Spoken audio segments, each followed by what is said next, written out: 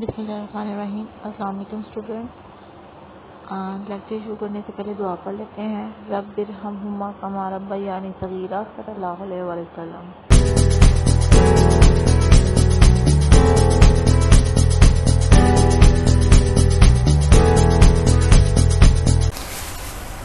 बिस्मिल्लाहिर्रहमानिर्रहीम स्टूडेंट्स, अस्सलाम वालेकुम। आज हम 10th क्लास की का जो लेक्चर हम स्टार्ट करेंगे वो होगा type of mechanical wave. Previous lecture को थोड़ा रिवाइज कर लेते हैं कि उसमें हमने बताया था कि वेव क्या होती है। वेव एनर्जी कैरियर तो होते हैं। अब ये इंफॉर्मेशन को एक जगह से दूसरी जगह ट्रेवल करते हैं। फिर हमने पढ़ा था कि वेव्स की दो टाइप्स होती हैं, एक मैकेनिकल वेव्स और एक इलेक्ट्रोमैग्नेटिक वेव। मैकेनिकल वेव ऐसी वेव्स होती हैं जिनकी प्रोपोगेशन यानी फैलाव के लिए हमें मटेरियल मीडियम की ज़रूरत होती है, जबकि इलेक्ट्रोमैग्नेटिक वेव्स ऐसी होती हैं जिनकी प्रोपोगेशन यानी फैलाव के लिए किसी मीडियम की ज़रूरत नहीं होती।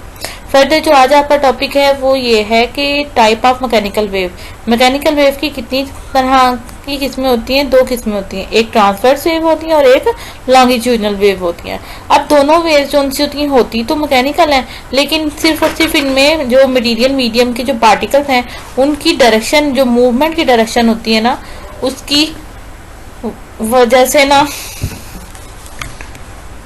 उसकी वजह से जो है ये डिस्टर्बेंस हो जाती है, पोजीशन की वजह से पोजीशन डिस्टर्ब हो जाती है। तो स्टूडेंट्स यहाँ पे हम देखते हैं एक बात कि ट्रांसफर वेव क्या होती है। अब यहाँ पे आपको देखो फिगर भी दिखाई देगी। ट्रांसफर वेव की सबसे पहले हम डेफिनेशन देखते हैं। In case of transfer wave the vibratory motion of a particle of the medium is perpendicular to the direction of propagation of the wave. Waves on the surface of water and light rays are the example of transfer wave. अब student हमारे पास क्या होता है, transfer wave क्या होती है कि vibratory motion, जब पार्टिकल वाइब्रेट करता है तो उससे वेव जनरेट होती है।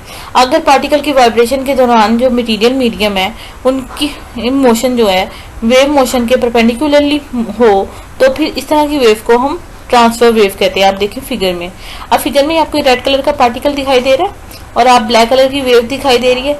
अब ब्लैक कलर की जो वेव है वो कहाँ जा रही है? फॉरवर्ड डायरेक्शन में जा रही है।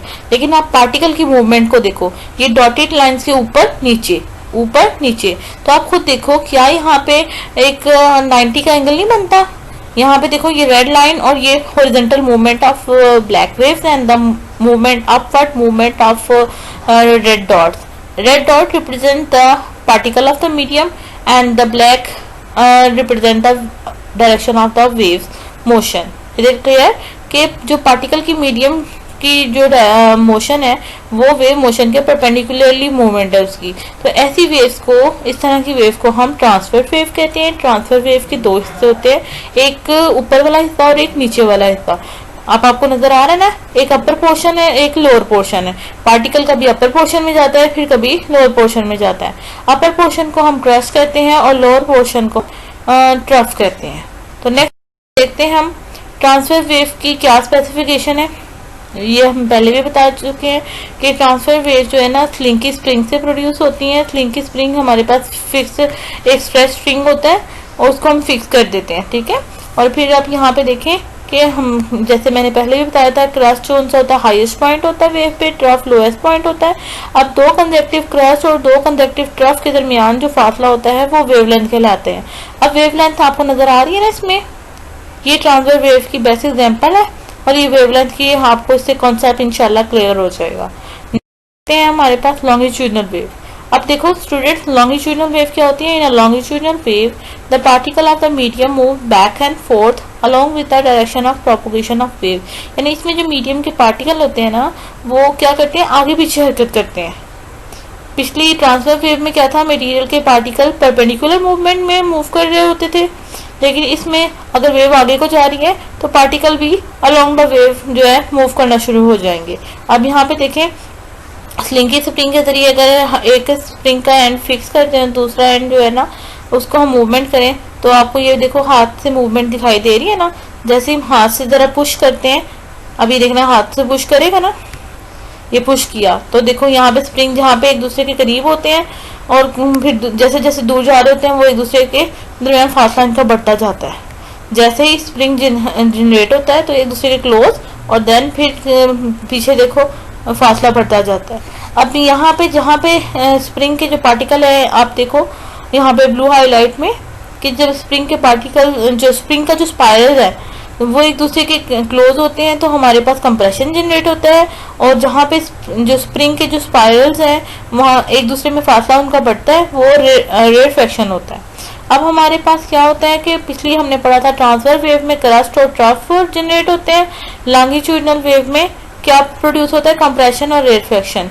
कंप्रेशन वो पॉइंट्स होते हैं जहाँ पे स्पाइरल का जो डिस्टेंस है वो कम होता है, और रेरफेक्शन वो पॉइंट होते हैं जहाँ स्पाइरल का डिस्टेंस जो है वो बहुत ज़्यादा होता है। अब स्टूडेंट्स एक और बात याद रखो कि ट्रांसफर वेव और लॉन्गिट्यूडिनल वेव में क्या डिफरेंस है। पहला डिफरेंस तो इनकी डेफिनेशन है कि उसकी जो मूवमेंट होती है वो किसके अलोंग होती है। ट्रांसफर वेव की मूवमेंट पार्टिकल के वेव मोशन के परपेंडिकुलर होती है, और लॉन्गिट्यूडिनल वेव में क्या होता है, वेव मोशन के अलोंग होती है।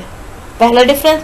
दूसरा डिफरेंस क्या है कि ट्रांसफर वेव में क्रस्ट और ट्रफ जनरेट होते हैं, और लॉन्गिट्यूडिनल वेव में कंप्रेशन और रेरफेक्शन होता है। तीसरा डिफरेंस क्या है कि हमारे पास ट्रांसफर वेव में जो वेवलेंथ है 2 कंसेक्टिव क्रस्ट और 2 कंसेक्टिव ट्रफ के दरमियान जो फासला होता है वो हमारे पास वेवलेंथ कहलाता है, जबकि लॉन्गिट्यूडिनल वेव में 2 कंसेक्टिव कंप्रेशन या 2 कंसेक्टिव रेरफेक्शन के दरमियानी फासले को हम क्या कहते हैं, वेवलेंथ कहते हैं।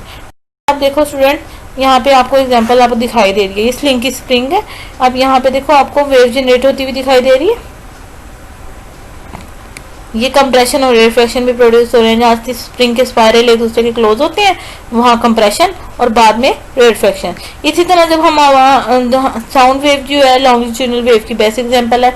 जैसे भी कोई भी पर्सन बात करता है तो बात करने से क्या होता है कि हवा के जो पार्टिकल्स हैं जो मुंह के करीब होंगे वहाँ पे तो कंप्रेशन जनरेट होगा, जैसे जैसे ये आगे मूव करते हैं कभी रेरफेक्शन और कंप्रेशन तो जनरेट होना शुरू हो जाएंगे।